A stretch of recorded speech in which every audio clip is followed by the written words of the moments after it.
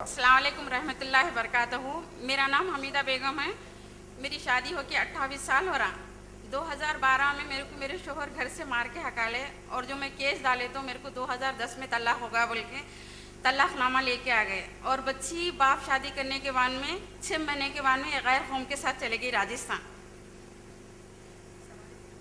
وہی میری بچی ایک ہندو سے شادی کر لی باپ کے ناجائز طریقے سے یہ, اور میرے کو گھر سے نکالا گیا. یہ دیکھیے بہن, اللہ سبحانہ وتعالیٰ نے سورہ حجرات کی آیت نمبر 6 میں کہا ہے اس وقت تک فیصلہ مت کرو جب تک دو طرف سے بات نہ سن لو.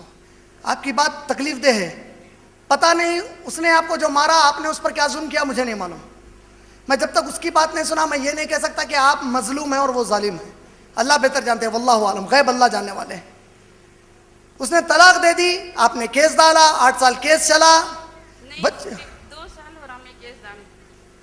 ہاں لیکن آپ کریں گے کہ آپ اس کے بعد کیس تو چلتا رہے گا, آپ کا وقت ضائع ہوگا. اس سے اچھا ہے آپ کسی کو دیکھ کر نکاح کر لیجئے, اگر نکاح ہو سکتا ہے تو انشاءاللہ. اسلام میں جائز ہے میری بہن, اکیلے مت رہی, شادی کر لیجئے کسی. آپ کی جو بچی کا مسئلہ ہے ایک بات واضح کر دوں, طلاق کے بعد بھی اولاد کی ذمہ داری صرف خونی باپ پر ہے.